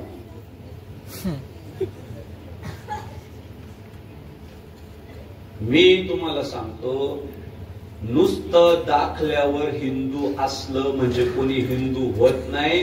त्याच्या बोलण्यात, वागण्यात, जगण्यात जेव्हा हिंदुत्व दिसतं तेव्हा तो हिंदू होतो. दाखल्यावरच हिंदू आहे आणि ऍक्टिव्हिटीज काहीच नाही. देव माहित नाही, गाय माहित नाही, आई माहित नाही, काहीच नाही. दाखल्यावर काय हिंदू, चुलीत घालायचा तो दाखला, ते जर तुमच्या कृतीत दिसलंच नाही. संग्राम बापू भांडारे आल्याने जास्त काय बदल होईल मला माहित नाही, पण एक बदल दिसू द्या. आजपर्यंत जे कपाळाला लांड ठेवत होते त्यांनी उद्यापासून कपाळाला टिळा लावायला सांगितलं. की तुमचं कपाळ लांड नसावं साहेब, नसावं म्हणजे नसावंच. जर आपण हिंदू आहे तर कपाळ लांड का असावा, का असावं? मला एखाद्याच्या कपाळाला जर टिळा दिसला नाही हिंदू असून तर मी समजून घेतो, ऐका, मी समजून घेतो हा एक तर हिंदू नाही, आणि जर हिंदू असून कपाळाला टिळा नाही तर समजा याच्या घरातलं कोणतरी मेल. आपल्या सुटकात लावत नाही ना. मला आता दर्शनाला जरी आलं तरी मी विचारतो नाव काय, अमुक अमुक अमुक पाटील. कपाळाला टिळा नाही दिसला मग मी म्हणतो गेलाय का घरात? काव मारत नाही, टिळा नाही लावला. तुम्ही सुद्धा विचारायला सुरुवात. आपल्या एखाद्या माणसाने टिळा कोण गेलं म्हणायचं, घरातलं कोण गेलं? अहो पुरीला या माता मावल्याने धर्म सांभाळला. टायमिंग सांगितलं हे असं आयुष्याची किंमत याला म्हणतो. बघा बरोबर 11 वाजले, 11ला तरी सुटले.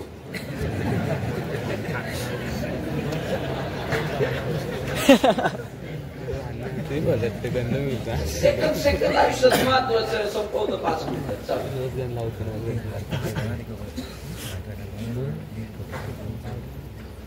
लय शब्द प्रपंच करून लय बडबड करून होणार नाही.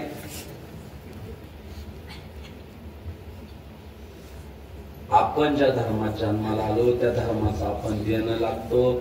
काल झालं गेलं, गंगेला मिळालं, सोडून द्या. भले भले त्या हिंदुत्वाच्या वाट्यानं निघाले, तुम्ही आम्ही माग राहू नका.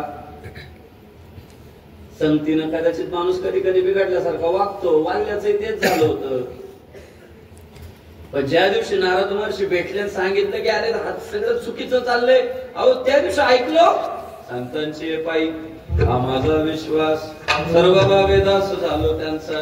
त्या दिवशीपासून वाल्याने सुरुवात केली, राम राम म्हणत राहिले. वाल्याचा वाल्मिकी कधी झाला कळालं नाही हो.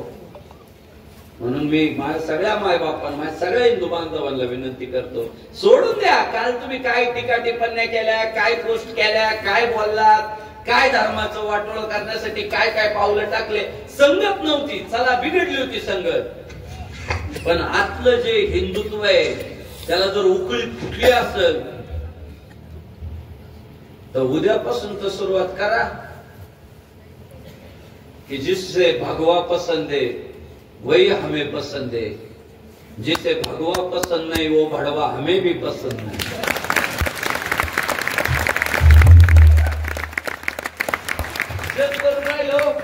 फोर्ड कंपनीचा मालक हिंदू धर्मात प्रवेश करतोय आणि आपण बिघडल्यासारखी वागतोय. कोणासाठी कोणासाठी? धर्माच्या नावावर स्वतःला समर्पित करून टाकणारी आहेत, संपवून टाकणारी आहे. कोणासाठी करतोय आपण? माणुसकी माणुसकी माणुसकी ही फक्त हिंदूसाठी नाहीये, ती सगळ्यांसाठी आहे. आणि ती जर सगळ्यांसाठी असते ना तर अशा प्रसंगाला आपल्याला सामोरे जावं लागलं नसतं. परवा मी ते जे काश्मीर मध्ये झालं, पहलगाम मध्ये, त्या पोरीची बाईट ऐकली मी परवा. मला वाटतं देवकीनंदन ठाकूरजींच्या त्या कथेत आहे ती माऊली, की तिचं 2च महिने झाले होते लग्न होऊन, 2च महिने. धर्म विचारलं त्याला त्या पहलगाम मध्ये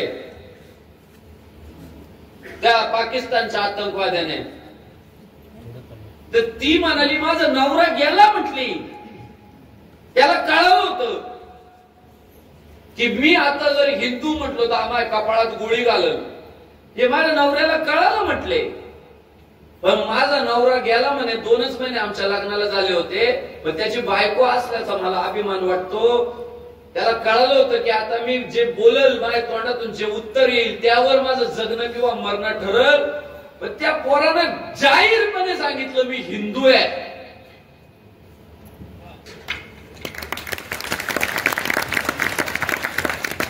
त्या गेलेल्या नवऱ्याचा तिला आता अभिमान आहे. ती म्हणते माझा नवरा फितूर नाही झाला. धर्मवीर संभाजी महाराजांनी सुद्धा त्या काळात औरंग्याच्या हात मिळवली असती कदाचित. चल तुझ्यासाठी 2 दिवस एकदा साखर दंडातून सुटू देतो, हा कार्यक्रम लावतो. नाही ना, हा मिसळवली त्याच्या. ये संभा 1000 बार जिएगा, 1000 बार मरेगा, लेकिन हिंदू धर्म नहीं छोड़ेगा. असंख्य भारत सारे वापर 4 मतासाठी फितूर.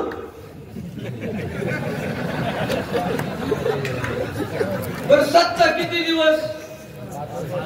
5 वर्ष. काय राव, अरे असली पद 1000 वेळा जुगारून लावली पाहिजे आणि हिंदुत्व मिरवलं पाहिजे.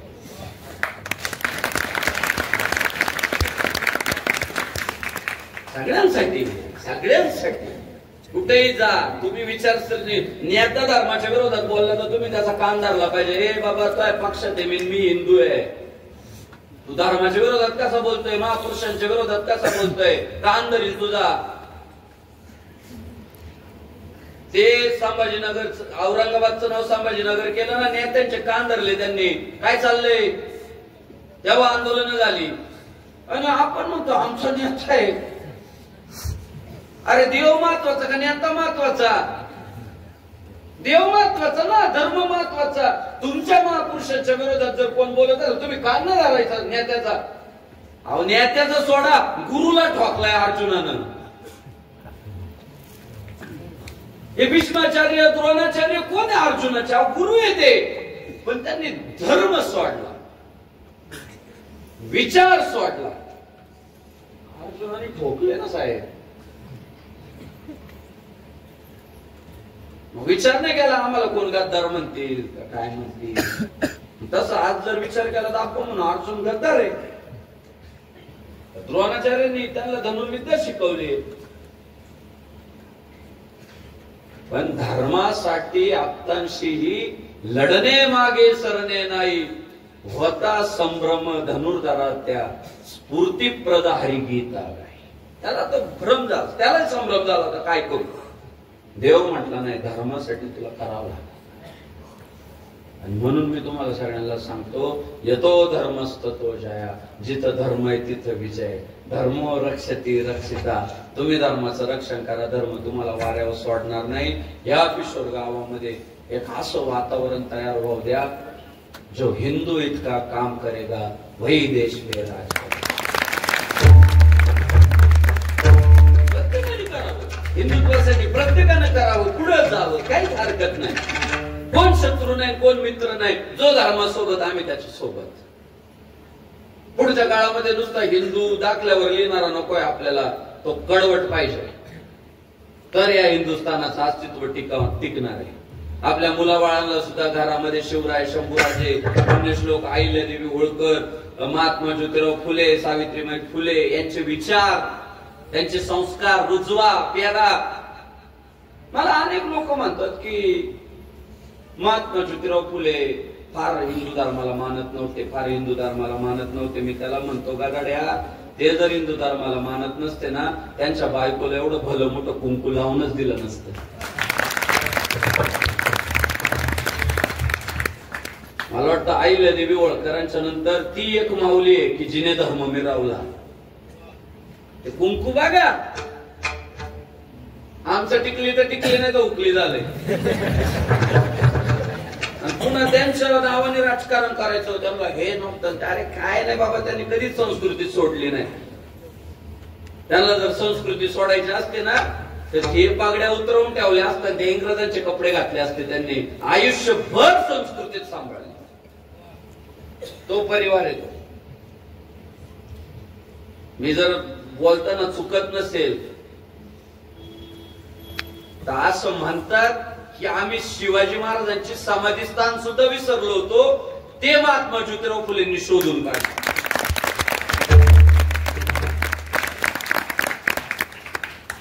ते गेले काट्या कुपाट्या तुडवत, आणि इंग्रज अधिकारी जेव्हा म्हणत देखील होते की इथला समाज शिवरायांच्या विचारांपासून बाजूला गेला म्हणून पारतंत्र्यात गेला. नाही तर ज्या देशात, ज्या राष्ट्रात शिवरायांसारखे महापुरुष जन्माला आले, त्यानंतर शिवराय जन्माला आल्यानंतर पुन्हा पारतंत्र्यात जावं, याच्यापेक्षा मोठं दुर्दैव काय? एकमेव कारण होतं, आम्ही विसरलो होतो. आणि पुन्हा ते शिवरायांचे विचार आपल्याला महत्वाचे ठरणार याची जाणीव जर समाजाला कोणी करून दिली ती महात्मा ज्योतिराव फुले.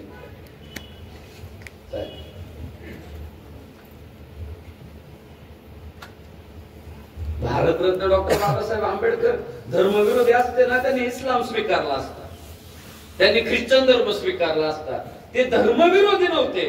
काय वैचारिक मतभेद झाले ना, याच मातीतला विचार आहे बौद्ध विचार, त्याचा अंगीकार केला. ते अजिबात हिंदुत्वाच्या विरोधात नव्हते. इतके जर हिंदुत्वाच्या विरोधात असते ना, त्यांना लय पर्याय होते, त्यांच्याकडे चक्र मारायला लागली होती ही सगळी. नाही. आणि म्हणून मी आपल्या पोरांना सांगतो की भीमशक्ती आणि शिवशक्ती जर एकत्र राहिले ना, जिहाद्यांच्या दमच नाही. चला, पण भीमशक्ती आणि शिवशक्ती जर विभागल्या गेली, हे जर दोन बाजूला वडायला लागली, तर मात्र फायदा नेहमी शत्रूचा होईल, हिंदूंचा कधीच होणार नाही.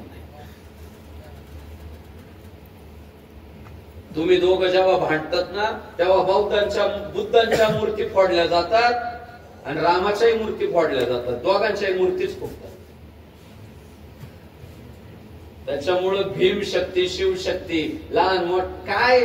महामंडलेश्वर परमानंदगिरीजी महाराज व हरिभक्तीपरायण सावता महाराज वसेकर अरण, संत शिरोमणी सावता महाराज यांचे वंशज यांच्या कृपाशीर्वादानं संत श्रेष्ठ भगवान श्री ज्ञानेश्वर महाराजांच्या संजीवन समाधी सोहळ्याचं औचित्य साधून श्री संत सावता महाराज भजनी मंडळ दिगर पुरस्कृत हा अखंड हरिनाम सप्ताहाचं ज्ञानेश्वरी व्यासपीठाचं नेतृत्व करणारे वारकरी संप्रदायाचं वैभव हरिभक्तीपरायण नवनाथ महाराज घाईट आज या नाम सप्ताहामध्ये दुसऱ्या दिवसाची कीर्तन रूपी सेवा संपन्न करण्यासाठी धर्मवीर ग्रुप दिगर यांच्या वतीनं, बरोबर ना, हिराजी बाबा, समस्त गावकरी मंडळ दिगर यांच्या वतीनं आयोजित या दुसऱ्या दिवशी कीर्तन सेवा करण्याचं भाग्य लाभलं. मी समस्त गावकरी मंडळ दिगर यांचे मनापासून आभार व्यक्त करतो. आज या धर्मकीर्तनासाठी ज्यांनी सौजन्य दिलंय ते या गावातील एक अत्यंत आदर्श अशा प्रकारची संघटना कडवट हिंदुत्ववादी म्हणून ओळखली जाणारी संघटना अर्थात श्री हिराजी बाबा संघटना दिगर यांच्यासाठी जोरदार टाळ्या झाल्या पाहिजे. हिराजी बाबा संघटनेचे मी मनापासून धन्यवाद व्यक्त करतो. आज या धर्म उत्सवामध्ये ज्यांनी अन्नदान केलंय असे सन्माननीय सकाळचा नाश्ता देणारे श्री रामूदादा सखारामजी नवले, दुपारचं जेवण देणारे अर्थात महाप्रसादाचं आयोजन करणारे श्री संभाजीराव अण्णा मोकासे व संध्याकाळची संत पंगत गाव जेवण अन्नदान ज्यांनी केलं असे सन्माननीय श्री बाजीरावजी देवराम देवकर या सगळ्या दानशूर दात्यांसाठी सुद्धा जोरदार टाळ्या आपल्या सर्वांच्या वतीनं झाल्या पाहिजे. गोड अशी गायन साथ करणारे भजन सम्राट हरिभक्ती परायण एकनाथजी महाराज शेलार, भजन सम्राट हरिभक्ती परायण शिवाजी महाराज राठोड, भजन सम्राट हरिभक्ती परायण मंगेशजी महाराज मोकासे, भानुदासजी महाराज सुरडकर, राजू महाराज मोकासे, शांताराम महाराज ओपळकर, संदीप महाराज काचोले, सुधाकर महाराज ताटे, दत्तू अण्णा काचोळे, रामदास महाराज मोकासे व इतर सगळी मान्यवर मंडळी, प्रदंग सम्राट आमचे महेशजी महाराज कावले, तुकाराम महाराज मोकासे, गौरवदादा मोकासे, बापूजी बुडाजी, प्रदीप दादा शेलार व इतर सगळी मान्यवर मंडळी व आज या सगळ्या 8 दिवसाच्या धर्म उत्सवामध्ये महाराष्ट्रातील नामवंत वारकरी संप्रदायातील कलाकार मंडळी म्हणून ज्यांची ओळख आहे असे वारकरी संप्रदायाचे प्रसिद्ध भजन सम्राट हरिभक्ती परायण आमचे सोपानजी महाराज चव्हाण यांचे मी मनापासून धन्यवाद व्यक्त करतो. हरिभक्ती परायण भजन सम्राट अभिमानजी महाराज ढाकणे गुरुजी आपले मनापासून धन्यवाद व्यक्त करतो व माझे सहकारी हरिभक्ती परायण मृदंग सम्राट शत्रुघ्न महाराज पटाडे शत्रुघ्न महाराजांचे मनापासून धन्यवाद व्यक्त करतो. फार चांगल्या पद्धतीनं आपल्या वारकरी संप्रदायाचं नाव 7 समुद्रा पार नेण्यासाठी जे नेहमी धावपळ करतायत असे आमचे सगळेच महाराज मंडळी आपले धन्यवाद. या उत्सवाच्या निमित्तानं आज ज्यांची प्रमुख उपस्थिती लाभली असे हरिभक्ती परायण कडवट मागे आणव्यातला सगळा जो प्रकार झाला, देवळात गोमांस आणून टाकलं, कळलं तुम्हाला? तो सगळा प्रकार भाऊ शत्रुघ्न महाराज उचलून धरण्याचं काम जर कोणी केलं ते राधेश्याम महाराज चातुर्मास मोठ्या परंपरेचे पायके म्हणजे पाय बसून राहिले तर आपोआप पायावर पैसे टाकतात लोक. पण धर्मासाठी मी म्हणालो ना, पवित्र ते कुळ पावन तो देश, त्यामुळं एका चांगल्या कुळाचं प्रतिनिधित्व करणारे आमचे मोठे बंधू हरिभक्ती परायण राधेश्याम महाराज चातुर्मासे आज उपस्थित आहे. त्यांच्या मनापासून धन्यवाद व्यक्त करतो.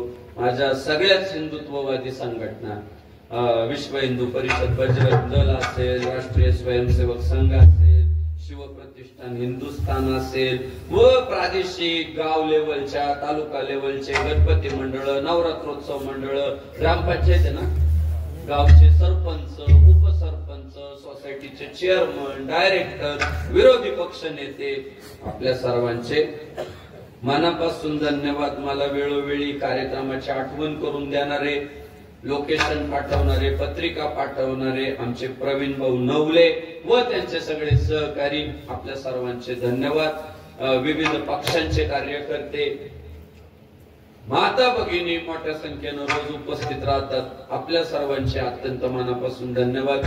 साऊंड सिस्टीमचे मनापासून धन्यवाद. बाकी सगळी परिसरातून आलेली आपली सगळी मान्यवर मंडळी आपल्या सगळ्यांचे धन्यवाद. आणि तो गेला त्याला काय सांगायचं ऐका, मी म्हटलं तर मंत्र देईल त्याला म्हणावा टिळा लावायला सुरुवात कर, रिझल्ट भेट.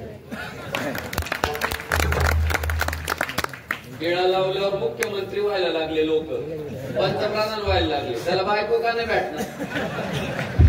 त्याला उद्या सांगा, त्याला बनव, बाकी तो चालू दे, फक्त टिळा लावत. पण टिळाचं काय माहिती दादा, टिळाला बंधन काहीच नाही ना, टिळाला कुठलंच बंधन नाही.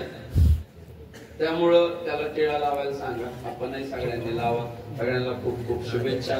भविष्य काळात नावासाठी नाही तर धर्मासाठी काम करू. कोणी धर्माचं वाटोळं केलं, यापेक्षा मी धर्मासाठी काय करीन, याच्या पद्धतीने आजपासून आपली आखणी सुरू करू. आपल्याकडे काय आलं, याच्यावर त्याच्यावर आरोप करायची सवय लागली. अरे आपण योगदान द्या ना, त्याने धर्माचं वाटोळं केलं, त्याने धर्माचं, मग तू काय करीत होता, तू कर ना काहीतरी चांगलं. तर आपण काय योगदान देत नाही त्या पद्धतीने विचार करू. सर्वांचे बाबा मनापासून धन्यवाद. आपुलिय हिता जो असे जागता, धन्य माता पिता तयाची मंडळी फार सौजन्य, त्यांनी फार मोठा त्याग करून यांना आणलंय. त्यामुळं वाजले 11:20 झाले. छान पैकी आपण एक पहिली धावती घेऊ, नंतर मी ज्ञानेश्वर माऊली भजन घेतो. पाहिजे नंतर निवेदकांना थोडं कमी बोललं तरी चालेल. आपुलिय हिता जो असे जागता, धन्य माता पिता तयाची. भगवान श्री तुकाराम महाराज म्हणतात, अरे त्या पिढीचे आई बापच धन्य आहे. आणि तसल्या पिढ्या जेव्हा आम्हाला भेटतात, मग आई बाप असो अथवा मुलं असो, आमच्या आयुष्यात आम्हाला जेव्हा त्यांचं दर्शन होतं, भेटतात, तेव्हा आम्हाला देखील वाटतं की या पिढीची आमच्याकडून काहीतरी सेवा घडावी. तुका म्हणे माझा गणकांची सेवा,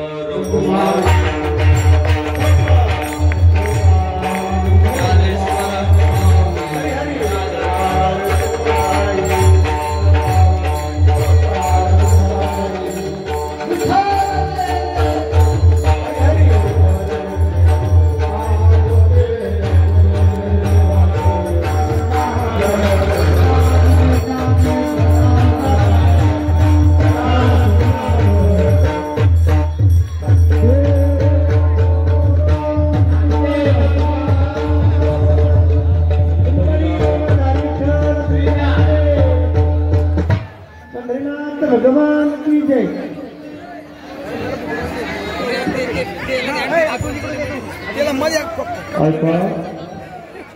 आज आपण त्यांची सेवा ऐकली. हरिभक्त परायण संग्राम बापू भंडारे यांची शबीपूरमध्ये सुद्धा 18 डिसेंबर रात्री सेवा होणार आहे. तर कृपया सर्व भाविकांना या आवाजाचे लक्ष असू द्या.